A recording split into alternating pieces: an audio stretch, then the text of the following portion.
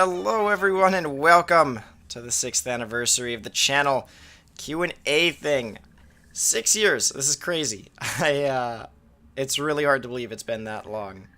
Looking back, I can barely even remember some of the videos I did originally, like some of those early Let's Plays. You guys are the best for sticking with me this long, and it's still a great time doing these, so I'm glad you guys still enjoy them. But without further ado, let's get into the Q&A, shall we? So first up, we have ADZ. First question. Alright, the absolute worst video game you have ever played. Man, that's a hard question, right? Because I could go with something really generic, like a Superman 64 or Big Rigs Over the Road Racing or something like that. You know, the ones that are just like so bad that it's not really fair. You know what I mean? Like they're just such easy targets that it's like, oh, that's a generic answer. Let me try and think of something here. The worst game. Man.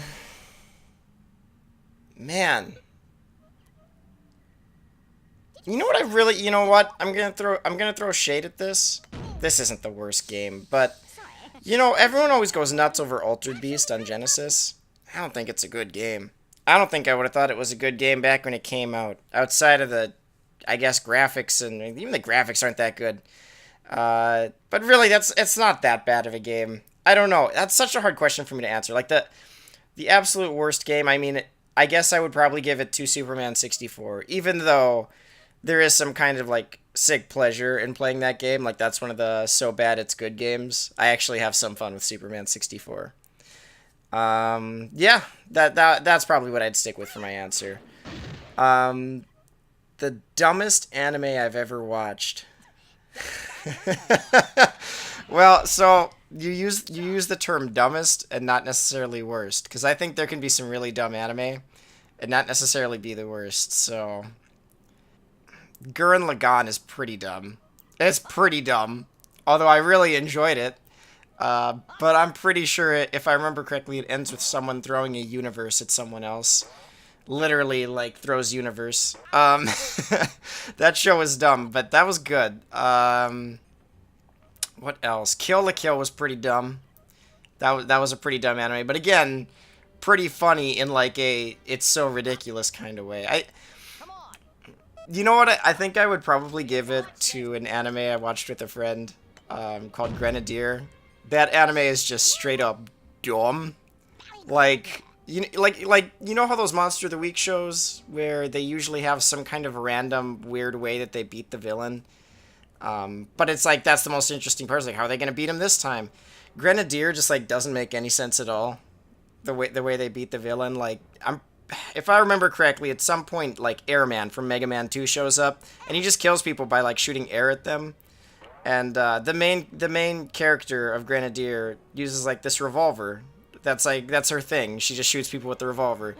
And to negate Airman's air powers, she like ties a string through like I don't know what it's called, the little revolver chamber that you stick the bullets in. The thing that revolves. Like ties that to a string and starts twirling it in the air, and that apparently negates Airman's powers. Because physics. That show was really dumb. It was really dumb. I'm not gonna say it was like a good anime. It wasn't bad either. It was kind of a so dumb it's kind of funny. Yeah, that's what I'd go with for my answer on that. Have I watched MD Geist? Side note, it is dumb alright, but has stellar music. I have not. I've never heard of that one. I assume you're talking about an anime? Maybe I'll have to look into it later. The best board game I've ever played, but it can't be an RPG, and it can't be, you know, like a Monopoly or chess. It's something really generic like that. You know, I played Betrayal at House on the Hill for the first time a few months ago, and that was really fun. But I'm gonna have to give it to nostalgia on this one, and I really don't even remember how this game was played. It just, like, captured my imagination. I think it was called Keys to the Kingdom. I was so small. I was like so young at the time. I don't think I understood the rules. I don't know if my brothers understood the rules when we played, but it had this weird like the board folded in kind of thing, and it was like this fantasy adventure of trying to collect something. I assume it was keys to get into a kingdom. I don't really remember, but I just remember the pieces and the board and everything was super cool. So I was easily impressed as a kid, because I don't even know if the gameplay itself was good, but I'm going to go with that one because nostalgia's a hell of a thing. Yeah, we're going to go with Keys to the Kingdom. But yes, thank you so much for the questions, ADZ. Very, very great questions. Next up, we have Eva Teeter Jane. What's the next game I have in mind? I don't know yet. I think I'm gonna do one small little LP video on like a game that I remember that I didn't. I played the crap out of the shareware version because some of you might know what shareware is. The others are like, what's shareware? This old DOS game that I remember playing the crap out of. I haven't touched it since then, and I saw it's on GOG. So I don't know if I'm gonna do a full Let's Play of that, but at the very least, I want to play that. And just like first impressions coming back 20 years later, does this game hold up, or is very young Mino just crazy and the game was crap? So after that though, I'm really not sure. I can tell you what I want to play next is Phoenix Point. That doesn't release for like another year, and it makes me sad. How has my family reacted to my YouTube channel? They haven't. I haven't told any of them. I was thinking about telling one of my older brothers, but I'm not sure. He might actually know, but he's never brought it up to me, just because I've never brought it up to him. Just cause I changed my handle to MinotaurZombie on just about everything, and I remember being like, well, what's the deal with that? And I was like, no reason. I just thought, it's my new handle. No, so as far as I know, none of them really know. In fact, when I started this, I really wasn't sure how long I was going to be doing this. It was just something I wanted to try out, and I remember my first videos were during one of my summers during college. I think it was after my sophomore year. And basically, I was living back at home doing a job over the summer, part-time job, and I would have to like. I would basically discreetly plan times where my parents would not be in the house, like they'd be at work or something like that. Those were the only times I would record. I would not record when they were around, because I figured it would be embarrassing at the time to tell them that I was going to try and do this, because I just don't think they'd understand. And they were already pretty down on video games at the time. They did not approve of me playing so many of them damn video games. So, yeah. They'll find out one day, I'm sure. But, as always, thank you so much for the questions. Next up, we have Vigilantius. First up, we have, what is the shittiest game that makes me the most nostalgic? Hands down, it's gotta go to an old PC game called Ice and Fire. There's only gonna be about, like, I'm sure 70% of the people watching this are like, what the hell is that? Like, 29% are like, oh yeah, that old weird DOS platformer, right? And the other 1% are like, oh my god, I thought no one else knew about this game. Yeah, it is so hard to find anything about this game. It was a weird first-person shooter. I wouldn't call it a Doom clone, because it was a little bit beyond that, but it's alluring, right? Because on the cover, there's like a picture of a little spaceship, and you're like, ooh, that's weird. Ice and Fire, that's weird. And then at the bottom, you're like, it says, from the makers of Tetris, and you're like, whoa, what? The makers, I don't know if that's accurate. That seems, first of all, makers, it was one guy, but, okay. It might actually say maker. I don't remember for sure. I don't actually have the CD anymore. I don't know what happened to it. Keep in mind, I've not played this game in probably 15, 20 years. I just assume that this game is awful, and I was wrong as a kid. This is one of those games you can look back on and be like, I'm almost positive that young Mino was wrong. This game was terrible. So yeah, it was this weird first-person shooter, and like the entire mechanics revolved around either shooting ice or fire at enemies. Like the enemy, everything starts off encased in ice, so you shoot a fire bullet, and you never know what's going to be in there. It's either going to be an enemy that tries to kill you, or like a random soldier who I don't remember even what they did, or like an item. And 9 times out of 10, it was just an enemy and it pissed you off. And then your decision was to either shoot a whole bunch of fire to kill them, or shoot ice to refreeze them. And like, why would you ever refreeze them? Get them out of the map. I don't want to accidentally open up the enemy again. Like, that was the whole game. It was awesome to young Mino. I don't know what it was. It also ran at like 3 frames a second back on the PC we had at the time. So, you know, it's really... And the screen size was like tiny. Think like System Shock 1, but like without this really cool HUD. It was this really generic, like bland HUD. I can still visualize it perfectly in my head. I don't know why. But yeah, go ahead if you guys are interested. I dare you to try and find footage. I've been able to find like one YouTube video, and the guy is basically in the same position I am. He talks about it. He's like, I haven't seen anyone else post videos of this. Every time I bring it up, no one else knows what I'm talking about. This is the one game. It's like, you and me are on the same wavelength, man. I bring this game up, no one knows what I'm talking about. This game must have sold a cumulative total of like 500 copies. So yeah, that makes me really nostalgic. I really don't know why. It just always sticks out to me. What is your favorite game that you think nobody has ever heard of? This is a really hard question, right? Because in the age of the internet, like, everyone has kind of heard of anything. Like, I could bring up a lot of NES games, but that's not really fair because everyone has an NES collection nowadays, right? Like, everyone collects for the NES. Everyone knows everything about that system. So I can't really say that any of those games are unheard of. Super Nintendo, I can't really say anything's unheard of. My only option are, like, old PC games. If I were gonna pick one, I would say, like, maybe Scorched Earth, but that's really popular. Like, really popular. I'm pretty sure a lot of people know about Scorched Earth. I mean, if honestly, we're gonna give it back to Ice and Fire. We're gonna bring Ice and Fire, scoop that back into this, because no one's heard of it. It's really shitty. I don't even think you can get... I've looked on GOG. I was like, can I get this? It's not on GOG.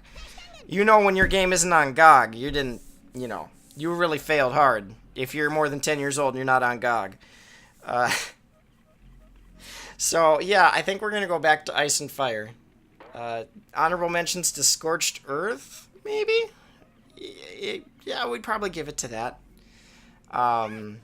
Yeah. So next up, we have Zelda Ran. Is Pluto still a planet? Actually, let's see. Yeah, in my heart of hearts, is Pluto still a planet? Man, the scientists tell me no, but my elementary schooling and my heart of hearts say yes. Rock on, Pluto. You're a planet in my heart. Plus, if it wasn't a planet, Pinbot would be wrong, and I don't know what I would do with my life if Pinbot were wrong. Speaking of Pinbot, I'm so mad my brother got to play an official Pinbot table like a week ago. What the hell? Like, I don't have a bucket list, but if I had a bucket list, I think playing an original Pinbot table would probably be on there. I'm so jealous. Let's see, next up. When playing Dr. Mario, classic game of my youth, do I prefer Fever or Chill? They're both so good. Give me a sec, I'm gonna pause this. I'm gonna re-listen to both of them. So, I think I would, like, just barely edge it out to Fever. Pretty sure Fever would take it just barely. Like, I think I like the I like the beginning part of Fever more. And then the second half doesn't do as much for me. But then the first half of Chill doesn't do that much for me. But then the second half of Chill is great. It's really hard. I think I'd give it to Fever. It's the one that, like, when I'm like nostalgiaing out and I think back to playing Dr. Mario with my brothers, Fever is the one that like pops in my head before Chill. I think that's why I give it to it. So, very good question. That's a hard one. That's a hard question to answer.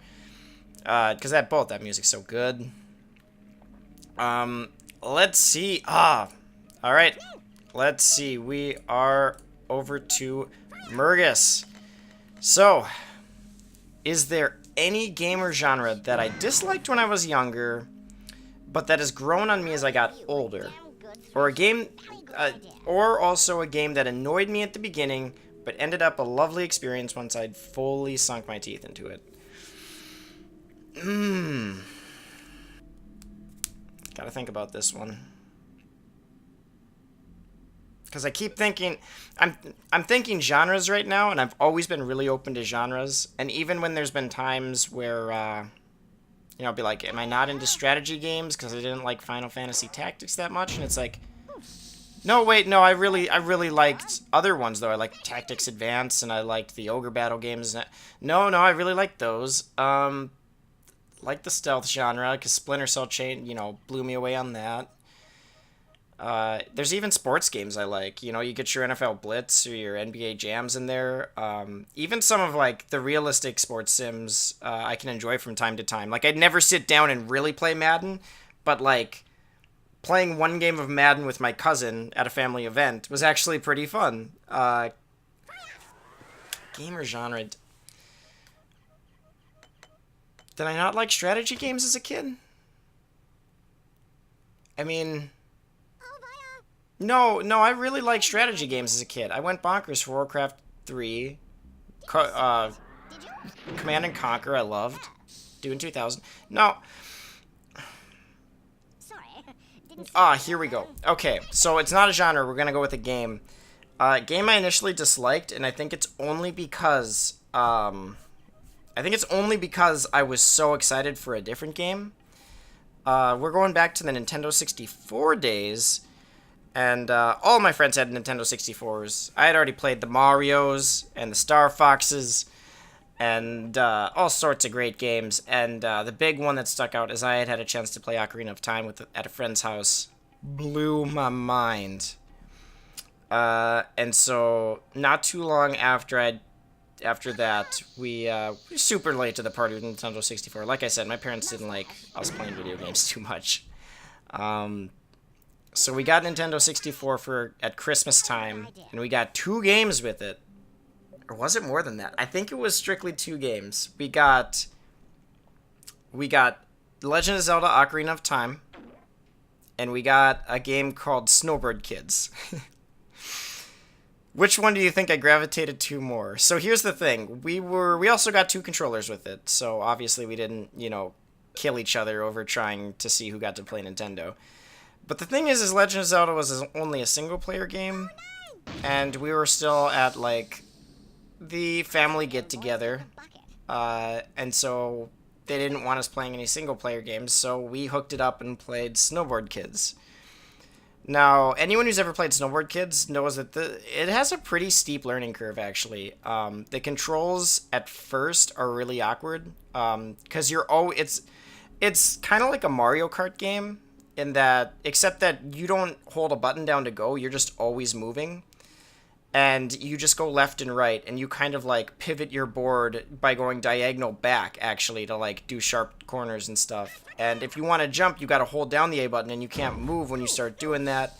And it's actually, like, there's a fair amount of complexity to this game. It's a really good racing game, but I was so excited for Legend of Zelda Ocarina of Time, and it was so hard for me as a kid that I really didn't like that game at all when we first got it. Absolutely did not like it.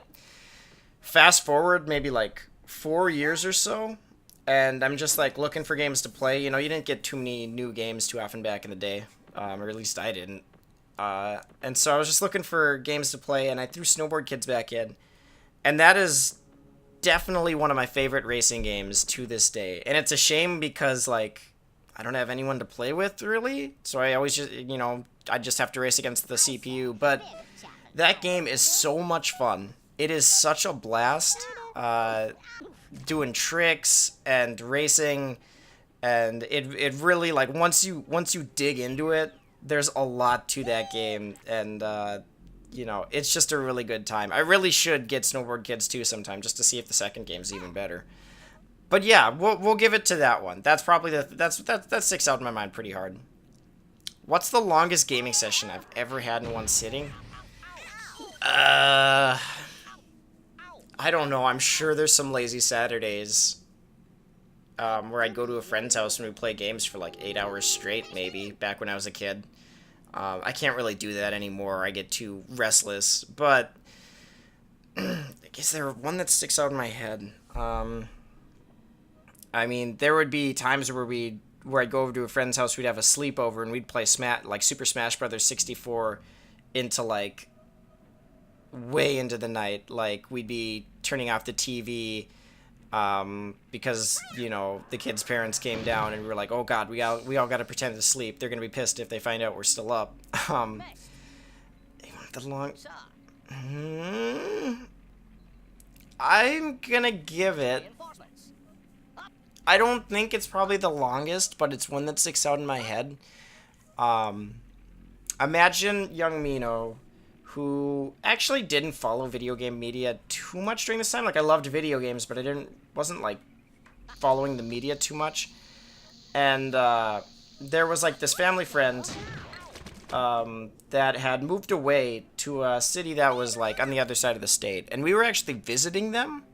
And went over there, and this guy was always super cool. He was like one of the only people I knew that had a Super Nintendo back in the day. So like, if we ever went over there, could play like Super Mario Kart and Super Mario World. It was super fun. But this was way later, you know. And we went over there to visit, and lo and behold, he had this weird thing I've never seen before, never heard of before. There's a little thing called the Xbox. You guys gotta understand, this was like, Xbox had like just come out. I lived in a relatively small town.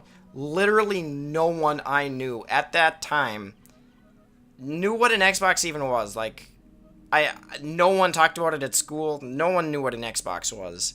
And so I went to this place. He's like, check this out. Pulls out it has this big ass box, this gigantic monolith system. I mean, this was like, you know, we all laugh at the original Xbox One now, which I hate that name, but, you know, for being like a big VCR. This thing was beefy. In fact, I'm looking at it right behind me. I have one that I just scavenged from my parents' house that I'm going to try and fix. It's right behind me. It is huge. And it blew my, he handed me this controller. This controller was freaking massive. Hands could barely fit on it. I still love that controller to this day.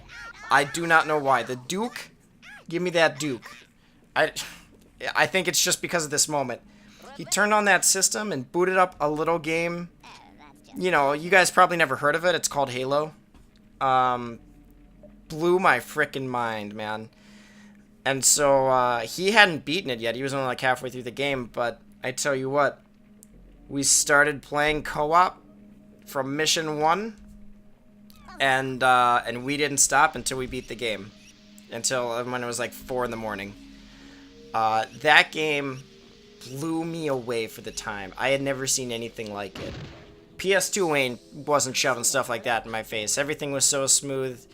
That really cemented to me as like Xbox being a cool console. So yeah, that might be the longest gaming session. Just like hanging out with a friend and just playing Halo 1 from beginning to end with, I mean, pretty much no breaks. It just blew me away. It was so much fun. Oh man, I kind of forgot about that until just now. That was a cool moment. Very good question. It's probably not honestly, it's probably not the longest gaming session I've ever had in one sitting, but it sticks out to me as like one of the definitive ones of like, this is when you sat in front of a TV and played for a really long time. Let's see. Have I ever been to a LAN party, no matter the size? I have. I've been to many of them. Probably not what you're thinking, though. Nah, they weren't PC LAN parties. I'm trying to think if I've ever actually been to a PC LAN party. The closest I've gotten to a PC LAN party was going over to a friend's house who had a computer desktop and like a laptop. And the laptop was like kind of crappy, you know, or whatever. But he had Civilization 1, and we'd boot up Civilization 1 on both computers, and we'd each be playing on one computer. And the games aren't interconnected in any way, but it was like we'd both be playing Civilization. This is gonna sound so stupid. We were both playing Civilization, and it's like, what's happening in your game? It's like, those damn barbarians just took my city over. It's like, what's happening in your game? God damn it, Germany just invaded me again. Like, our games weren't connected at all, but it was still, like, a really fun experience to just play side by side. That was really silly. But no, the real LAN parties I did were a bunch of the neighborhood kids. We're talking, like, I want to say 3 Xboxes, but I think we got 4 in at one point. Everyone would bring their Xbox over to this one kid's house, and we would just play Halo 2 in a LAN setting in his basement. And my god, those days were fun. Those were some good days. That was really fun time. Man, you know, it was a weird time where like most of those kids were the jocks, and even they were playing video games, and they weren't half bad. I'm not gonna lie, I still eclipsed most of them, and I was the X Factor. We usually played like 3v3v3 on like Lockout or something like that, and we'd set the starting weapons to like random, and it was so much fun. I was kind of the X Factor, not a big deal, but like whoever's team I was on usually ended up winning. Really fun time. Those, man, God, yeah, those were fun times. There's just nothing quite like a LAN party. Morgus probably definitely knows what I'm talking about since he asked the question, but for anyone who's never done it before, there's just really nothing quite like it. Just getting together it's not the same as playing online with people. Getting together in the same room, having TVs like back to back, and you can see your friend as you killed them and be like, "What's up? What's up? What was that?" It's an experience like no other, and it's definitely something that unfortunately there's so many people aren't going to be able to experience because it's just not really a function that gets added to many things now. But if you ever get the opportunity, I recommend it. It's very unique. Is there any online multiplayer game in which I've invested a significant amount of time? Boy, is there ever. I put an embarrassing amount of hours into some games. I mean, if I had to say one, it's really hard, right? Because games didn't used to clock your hours back in the day. I mean, CS 1.6 might easily be the game I've put the most hours into ever. I mean, I'm not actually that good at it, but I would used to, me and my brothers actually, when they were home from college, they each had a laptop, and then there was the main family desktop, and we'd set all 3 of them up. We'd all get on the same server. Not to cheat, but just, like, to play with each other and play against each other. It was a blast. Played a lot of CS 1.6. Halo 3, I sunk a lot of hours into that. I'd finally gotten the 360 I had so desired. And, I played that game hard. I was like ranked 45 out of 50 on the like higher number better in like that team deathmatch setting, or in just standard like team deathmatch. I played a lot of Halo 3. Warcraft 3, that was I sunk a ton of hours in that, and StarCraft really, but not nearly as many as StarCraft, or StarCraft not nearly as many as Warcraft 3. I mean, I've put quite a few hours into PUBG at this point. I mean, if I had to say one that I've put probably more time into than anything else, it'd probably be Dota 2. Probably. Because I played Dota 2 for a really long time. I kicked that habit, though. I don't play Dota no more. That side of Mino is over. Yeah, those are the multiplayer games I've put in it. I mean, as far as online ones, those are the ones I put in just bonkers amounts of time. Way more time than any one person ever should. Man. Okay. This is an interesting one. What's the most random thing you've learned in a game that stuck with you for some reason? Haha.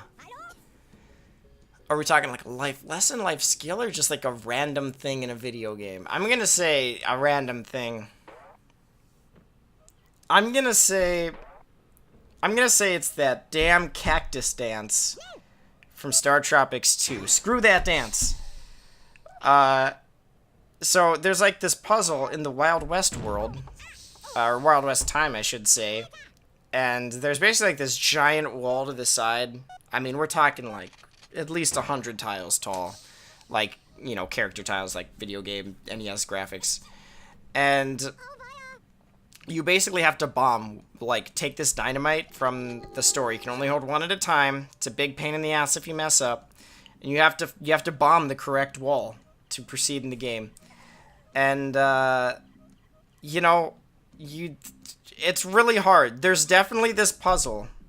Like, you go to the pub, and there's all these, like, dancing girls, and they sing about this goddamn cactus dance. This damn cactus dance. They're like, find the cactus that looks slightly different, and you find that cactus, and you do specifically their dance.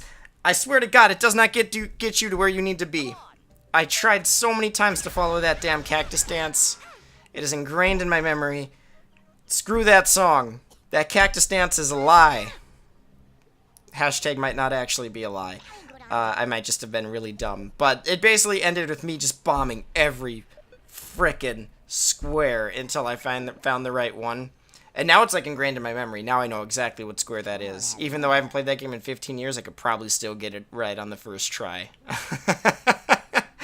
So yeah, I'm gonna go with the cactus dance because it just really sticks out. Honorable mention to Northwest Southwest from Zelda 1, which actually probably taught me compass directions before, you know, actually learning them through normal means. Yeah, I'm gonna go with that. Last year, you said you played a D&D 3.5 game in the past, and I'm currently involved in a D&D 5 5th edition game. Do I have a preferred type of character for pen and papering? Yeah, I think so. So, like, the character I played in 3.5 was kind of like a, kind of a very wacky, very no common sense ranger, who's really oblivious in social settings. Like, you know, I wouldn't say he's, like, full-on idiot, but he was kind of an idiot. And that was a blast to play, just because in real life I'm, like, a very serious person. Very, you know, and to, like, play a character like that was very fun. I think if I had to, like, pick a preferred character, you know, I'm having a blast. Like, I'm in another 5th edition game right now, with a group of close friends, and I'm like a halfling rogue in that one, and it's really fun because I get to do stuff like one of my favorite things is I'll, like, shadow the Colossus up to, like, some big enemy and then, like, stab it on its weak point for massive damage. And that's fun. I enjoy that a lot. I think if I had to pick a character that, like, I enjoy playing the most, it's probably the 5th edition game. The other 5th edition game I'm in. I'm in a lot of games. Well, really only 2 right now, but I'm playing a wild magic sorcerer that is he's like really cocky, and he has, like, the biggest ego. Like the god says, I just hope you can handle the power. And I come back, and all of my party members are asking me, like, so what happened? What did he say? What'd your god say? And I was like, he said, I'm the only one that can handle this kind of power. Like, everyone's like, roll for ego. So that character's super fun to play, especially because I love the randomness of wild magic. If you guys didn't realize, I'm a really big fan of just random things, like a random number generator producing a random effect, like the wild magic table. Oh, that's right up Mino's alley. That's, like, my thing. I love stuff like that. Like, you never know what's gonna happen. I legit turned into a potted plant at one point, and it was great. I tried to, I like, sort of waved at someone with one of the leaves, as they were like as they were leaving the party. It was great. Uh, so yeah, I would probably say Wild Magic Sorcerer would be my favorite. All right, so to round them off, 2 more personal questions. Do my parents or my brothers or my offline friends watch my videos?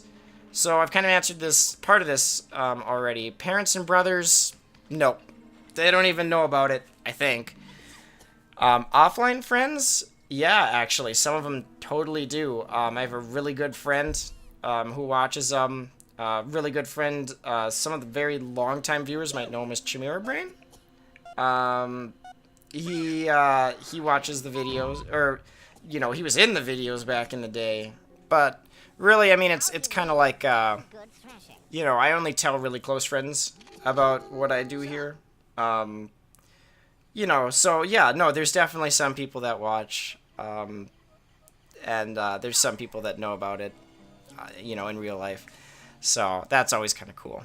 The next one, in which field do I work? I'm not going to give, like, an exact description, but, you know, I work with, my job is very analytical, businessy stuff, very analytical businessy stuff. I write a lot of reports, and kind of presentation-y things, so, yeah, that's kind of, you know, a lot of numbers, which I really like.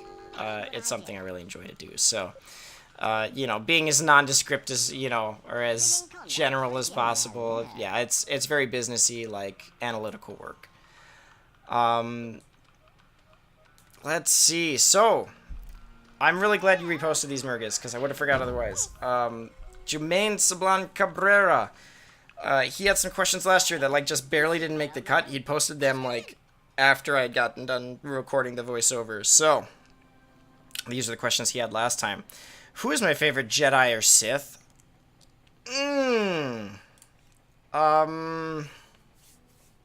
That's a good question. I mean, if Han Solo were a Jedi, I'd probably say him. If Admiral Akbar was a Jedi, I'd definitely say that guy. Because that guy knows a trap when he sees one. I don't know. I'd probably go with Obi-Wan. I think I'd go with Obi-Wan. He's pretty cool. He does a lot of cool things.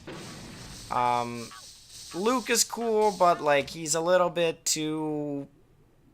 You know what's hilarious? Everyone hates the latest movie. I really like what they did with Luke in that latest movie, but everyone's like, his faith would never waver. I was like, yeah, I know, that's why I didn't really like him that much as a character before. It was very cool to see his faith waver, and his resolve. Like, it made him kind of human, so I really like that. Yeah. But let's go with Obi-Wan. I could go with Darth Vader. I mean, everyone thinks Darth Vader's cool as shit, but, you know, that's like... I can't really do that because... have that answer, because, you know, then it's like, well, you're Darth Vader. Let's see. Oh, man, are you seriously gonna throw this down at me? I didn't read a lot of these in advance because I wanted it to kind of be off the cuff. Which Final Fantasy means the most to me? Whoa, that's a heavy question, man. So for those of you who don't know, Final Fantasy is, like, very near and dear to my heart. It is, there's a lot of nostalgic feelings of for Final Fantasy, and I'm pretty much forever resigned to be, like, a fanboy for this series, probably. That doesn't mean I like all of them. 15 was pretty but, you know, man, the one that means the most, it probably really comes down to, like, 1, 7, or 10. Because this question is what means the most to me, not necessarily which one I think is the best.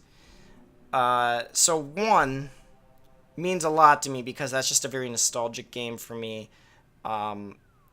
It really captivated my imagination back in the day with the art that like the sprite art that game had. The massive world. I mean, this world was so massive. And just, like, it was like a co-op game practically between me and my brothers. Mostly my brothers. I got to grind. They let me grind. which you got to do a lot in Final Fantasy 1. But you know, it's a special game that I'll always remember. I have a ton of fond memories with Final Fantasy 1. I don't think it's necessarily, it certainly hasn't held up super well today, just because it's really, it's a little rough around the edges. But back then, it was cutting edge. You know, Final Fantasy 1 means a lot. But I tell you what, Final Fantasy 7 blew me away. Let me like paint the scenario here. I am fairly certain I had not played four or five or six at this point, and this was like quite a bit of time had passed since I had played Final Fantasy for the NES. And there was this new kid in school who had moved to town, and quickly became friends with him. He's a really good guy, and he had a PlayStation, and he was like the only one I knew that had a PlayStation. And so we played a ton of, we played Crash Bandicoot, and we played, like, these really fun games. It was a fun time. And then one day when I went over, I was like, whoa, this game looks crazy, man. What is this? And he's like, that's Final Fantasy VII. And I was like, what the hell? They made 6 more of these? I think I literally said, what? They made 6 more of these? Because, like, I had only known about Final Fantasy 1 at this point. I didn't know they had kept making more. I mean, Final Fantasy 1 was one of my favorite games as a kid. And so instantly I was captivated. He showed me the intro scene, and I tell you what, Final Fantasy 7 gets a lot of unfair hate these days, because I don't think people realize how important it was when it came out. I'm not going to say the LEGO graphics were the best for the time. In fact, they were pretty average. I mean, but for the background art, which for those of you who don't know, I mean, it's like character model, and then all the environments are actually just kind of like, almost like, it's just like an image laid onto like a, it's just a background that you run on. And that, it was so good. And the battle scenes, when you got into battle, the graphics were mind-blowing for the time. That's where the graphics really blew away, and the FMV was so well done, and there's this story, and the intro is definitely, to me, one of the most powerful intros in gaming. Anyone who experienced that back in the day, getting off that train, like, seeing this overview of the city, and getting on that, jumping off that train in the intro, and seeing all these people, all of a sudden they're kicking down guards, and you're not sure what's going on. And you find out that you might be the bad guys. Like, you might be the bad guys in the start of this, and as the plot unfolds, you find out that isn't, well, it's still kind of morally gray. And, I don't know, that game just, I went home, we didn't have a PlayStation, I was like, geez, that game was crazy. And, a few weeks later, maybe it was a couple months, maybe a month later, I was with my mom, and I think we were in, like, some random thrift store, and there I see it. This weird-ass triangle box that sits behind me now. This weird-ass old PC box. And I tell you what, they just don't make game boxes like they used to. This box is so freaking cool. And it's like, it just proudly proclaims, Final Fantasy VII. Now for the PC. And I was like, it was like $10. I was like, Mom, I need this game. And she's like, okay. I brought it home, instantly installed it, and the rest is history, man. Me and all my brothers, we all had save files. We all went through the game. It was a crazy time. And even one of my older brothers, he's actually not that super into games anymore, but he actually went through and replayed Final Fantasy VII recently, and he's like, it's still as good as I remember. This game's awesome. There's just something about 7 that holds a ton of nostalgia value for me. The secrets, the playing with friends, playing with my brothers, those dumb rumors about, oh, can you get Eris back? There's just so much. There's so much that means to me. And then there's Final Fantasy X, and this one's a lot more simple. I mean, the concept that there was a Final Fantasy X was not new to me. But I do remember I was stricken with some kind of, like, fairly serious disease. I think, was it wasn't strep. Was it strep throat? It wasn't strep throat. It was worse than. It was pneumonia. I got pneumonia. And I was out of commission for like a week and a half or 2 weeks or something like that. At least a week. And, you know, I was pretty bummed out and all of this. And my older brother goes to my mom and he says, you know, we should, he's gonna be laid up in bed for a while. Like, I have an idea. I think I know I think I might know what will raise his spirits. And he's like, we should go rent a PS2. And he bought Final Fantasy X, and I don't know if he was doing this and just making the excuse, like, you know, so that he could play the game. I think there was more good intentions than just that. Probably. And yeah, that was how I got to experience Final Fantasy X. It was a special time, like, for him to go through that and tell my mom, like, we should go rent a PS2. Back when you could rent things, by the way. That's probably sounds alien to people now. You used to be able to go to a video store and rent a video game console for like $20. So yeah, I got to play Final Fantasy X. And that was just a really fun time, because that's another game that kind of blew me away. It's certainly not my favorite Final Fantasy, but yeah, man, it's just a series that holds a lot of special place in my heart. There's a lot of like meaningful moments in my life that like get associated with a Final Fantasy game. If I had to pick one, I'd probably say 7. I'd probably say 7 means the most, followed closely by 1, followed closely by 10. I mean, it would probably depend on the given day. It would probably go to 7 or 1, depending on the day. But I'm gonna give it to 7 today. Man, that series. I really wish it could return to former glory. But that's another discussion for another time. Alright. So, favorite video games as a kid. Ooh. Need a glass of water there. Okay. This is, there's a lot of them. I mean, I really liked video games. It depends on when you, like, as a kid. I'm gonna assume young kid. Like, very, very young Mino. Really liked Scorched Earth. That was a very fun DOS game back in the day. Really fun. The first 2 Fallout games are so good. They are still some of my favorite games of all time. Mainly 2. 2 is just such a good game. Really, really blew me away. That was one of those games I had to convince my brother to let me play because it was so super violent. And I was like, no, I'll just turn the violence to nothing. Don't worry about it. And then I get to the part where you get into, like, New Reno and you can, like, start having sex with hookers and stuff. And, you know, we just didn't worry about that part. No, those games were great. The first StarCraft blew me away. Really like Star Tropics 2. Worms Armageddon was super fun. I'd go over to a friend's house and we'd play Worms Armageddon hot seat on his PC for hours, man. That game is great. That's a game I can still play today. That was like a good college game for me and my friends. We played that a whole bunch. Man, what else? Final Fantasy 1.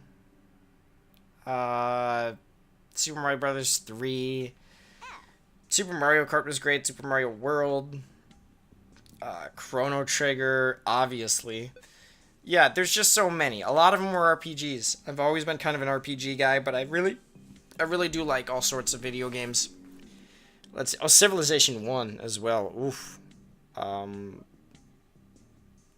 You know what? Ooh, we're gonna jump back. We're gonna jump back to that Vigilantes question. Favorite game that I think nobody has ever heard of. It's not that obscure of a game, but I'm gonna say Lords of the Realm 2. That game is pretty great. It's like a medieval setting, like one part strategy, like base building, and another part like RTS. Except the RTS is like really janky, but it's really fun. It has like this weird, very medieval tone where like your people will get the plague, or like the goddamn neighboring country, just because you insulted them at the beginning of a match, will keep sending like 10 peasant armies to burn down your crops and ruin your day.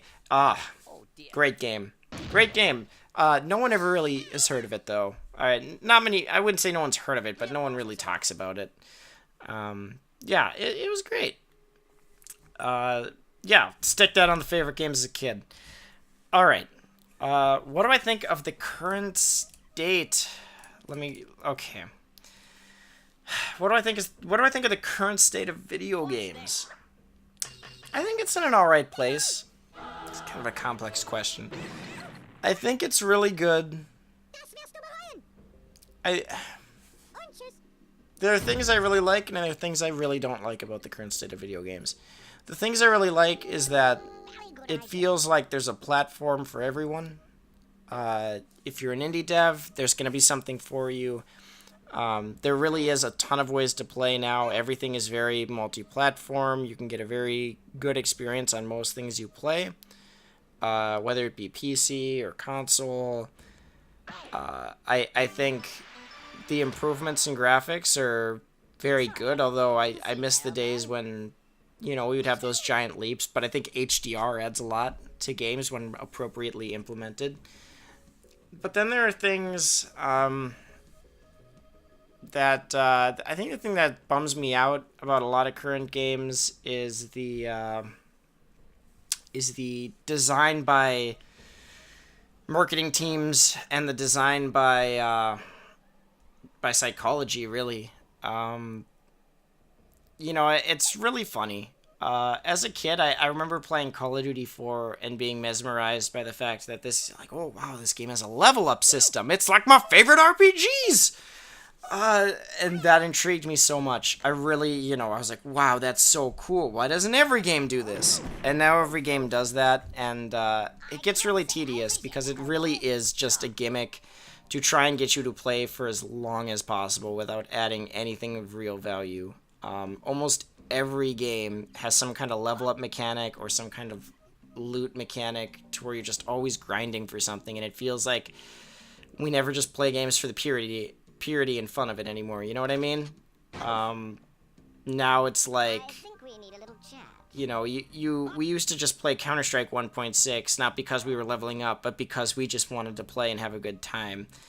Now it's, you're playing a game and you're playing to level up and get more guns or a better advantage over the opponent through grinding out some kind of weird camo unlock or some appearance item. And all of that stuff is really only thrown into to fuel this weird, like, games as a service medium of trying to just get you to play a game for as long as possible, and it's just kind of like tricking you into doing that. And even games where it just doesn't make any sense at all, like the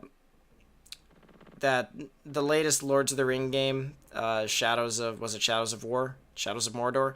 I don't remember which, but, they stuck loot boxes in this purely single-player game, and it's like, it's like this design by businessmen. It's not a design for the fun of the game. It's a design for how can we monetize this in some way, and that bums me out. I think games could be a lot better if sometimes they just said, you know what, we don't need DLC, or we don't need this. We can just sell the $60 game, make a profit, and be on our way. But instead, everything has to have some kind of longevity to it, some kind of long-term cash flow, and that's a bummer. I think I do think, don't get me wrong, there are games it totally makes sense on. If it's like a 100% multiplayer-focused game and you have, like, some appearance options that you want to do or whatever, that's fine, but sometimes it just gets really weird and really, like, just kind of, I don't know. It doesn't sit well with me. It's not what I play. I don't play games to, like, grind things out anymore. I play to have fun, and it bums me out that so many games feel like they need to do that. But that's just kind of a rambly, like, what do I think of current state of video games? In general, I think it's very good. I think the industry is in a good place. We can always reminisce about the old days and how things were so much better in the old days, but were they truly? When you look at games nowadays, there really isn't a whole lot that's straight terrible. Everything is at least pretty decent, whereas if you go back into the history of games, even everyone loves the Super Nintendo, right?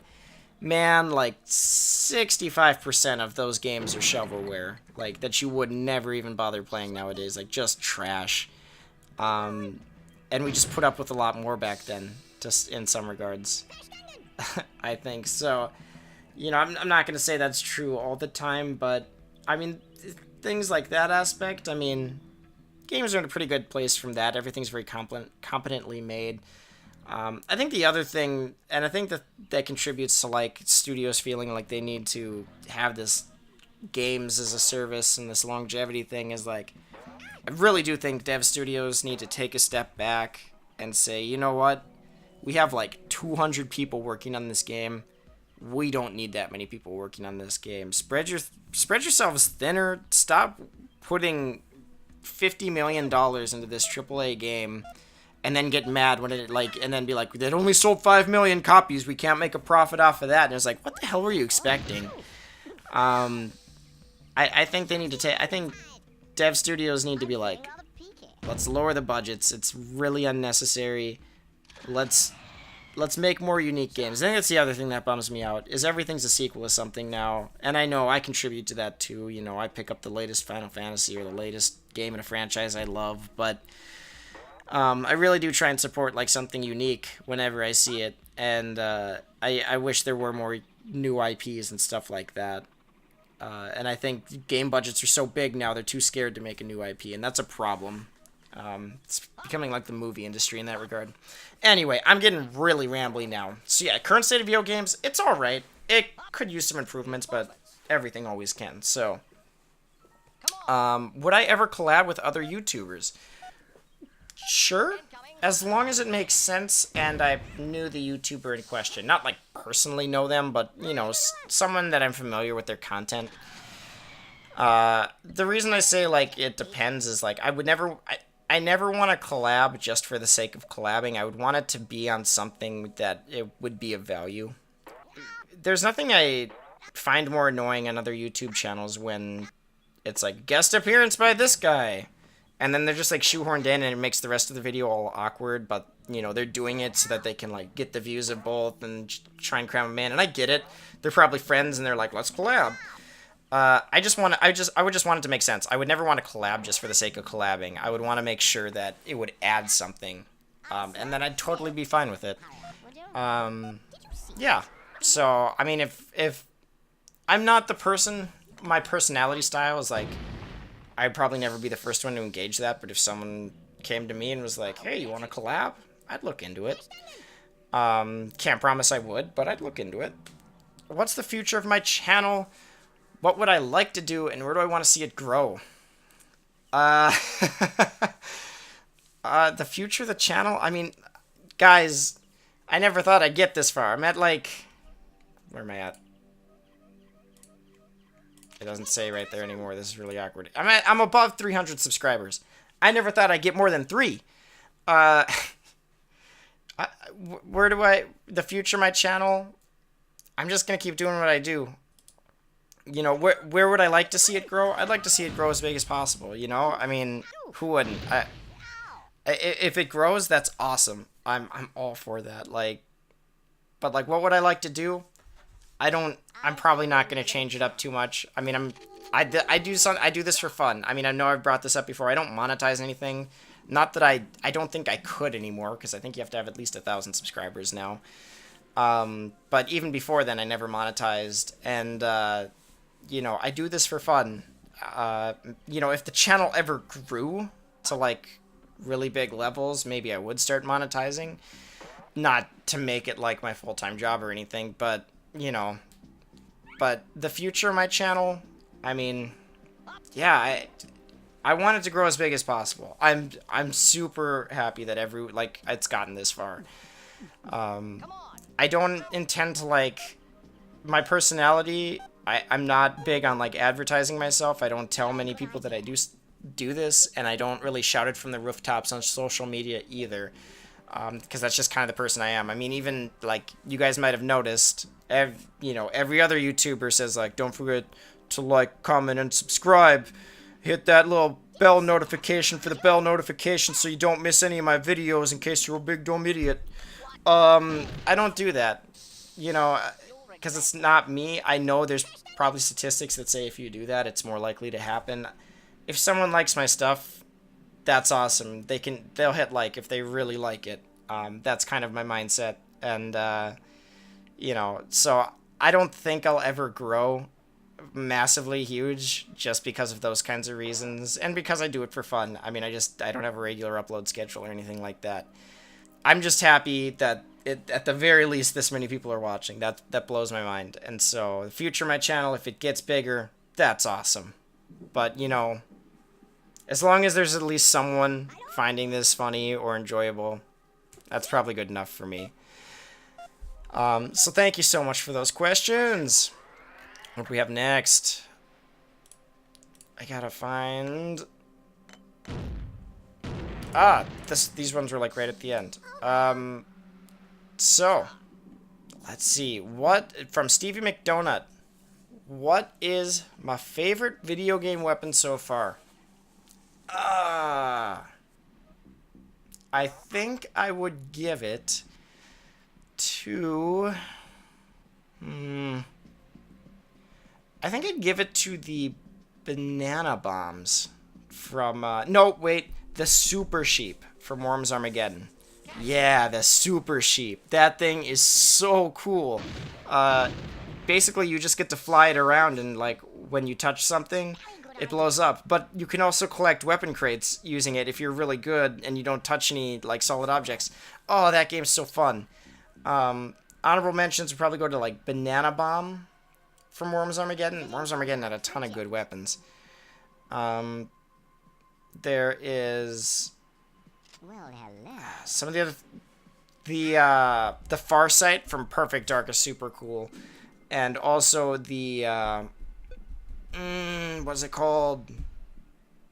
I don't remember what it's called, but it's the rocket that you personally guide through a camera on the in Perfect Dark.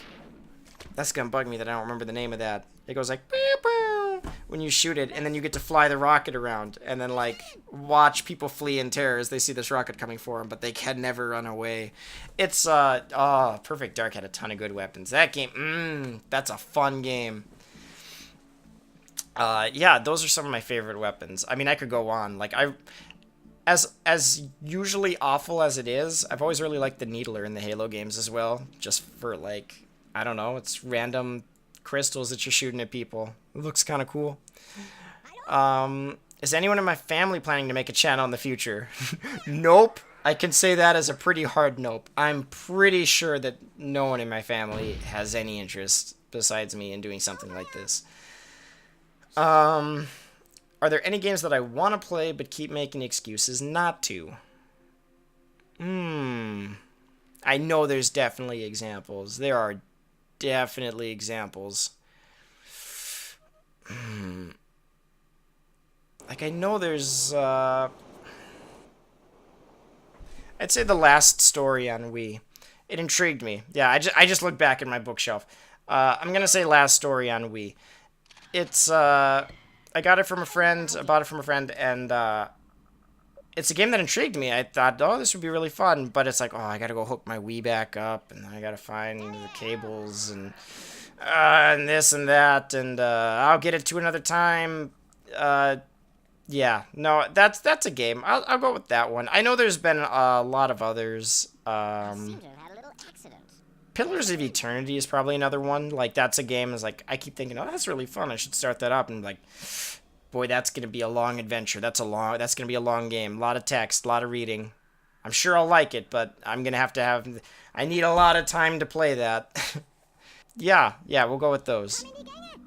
Are there any games that have things so bad that you never want to play it again, but parts so good you still can't help but love it?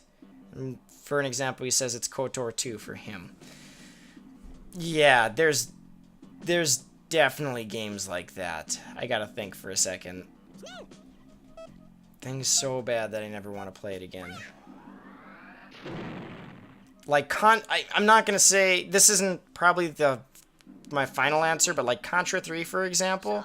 Such a spectacular game. Blast. I hate those top-down sections. Like, they just... Ugh. But everything else is so good. So I still put up with it and play Contra 3, but like, oh, I wish I could just skip those top-down sections. That's a good example. Let's see. I would, like, maybe, like, okay, this is going to sound really awful. People are going to hate me for this. Like, Jagged Alliance 2, I love that game. It's so good. That inventory management is so out of control. There's so much inventory management, so much squad management, and it's really fun for the... I really, really like that game, but there's so much preparation. There's so much this and that. And it's such a long game. I don't know if Jagged Alliance 2 is a game I'll ever play again, but I love it. I mean, that was a great game. Super great game. But, you know... Yeah, it's tough. I know there are absolutely examples like that. You know, here's yeah. Oh, you know what's a good one? Quest 64. Quest 64 is a great one. Because there is so much wrong with that game. There are so many mechanics that just aren't implemented very well, and the game as itself, it was a game that was rushed to meet deadlines, and it shows in a lot of the design decisions, and yet it's really hard for me to hate that game because it's very nostalgic for me. It's one of the only RPGs on the N64. Like, the only others I can think of are Paper Mario and... was it Iden Chronicles or something like that? It's just a terrible, terrible game that is close to being a so bad it's funny. But, like, it's straight awful. And so you really didn't have much to choose from. And so Quest 64 kind of captivated me. Because the graphics were really good. There were things about that game that were really interesting. Like the battle system, with, like, kind of its free movement a little bit, but still being turn-based, was really fascinating for the time. And it had a ton of potential. And yet, it just really, there was a lot of things wrong with it. So... I still love it in some weird nostalgic way, but like there's no reason for me to ever play that again. I already did my like 4 years ago. I was like, I really need, actually maybe like 5 or 6. I was like, I really need to play this game again to see if it held up. It didn't. Oh boy, it didn't. It was pretty rough. Yeah, so that's another good answer. Last one. Am I bald? No. Nope, not bald. Have hair. Let's see. I think that's all of them. Yeah, I'm pretty sure that's all of them. If I missed your question, please let me know, and I will make sure to answer it in some way, shape, or form. But I think that's everyone for now. Man, 6 years! Holy crap! It blows my mind. Thank you guys so much for watching. It really is a joy. I love seeing your comments. And, man... I look forward to doing more videos, and yeah, thank you guys so much. It's been a blast. Hope you enjoyed this Q&A thing. Until next time, later everyone.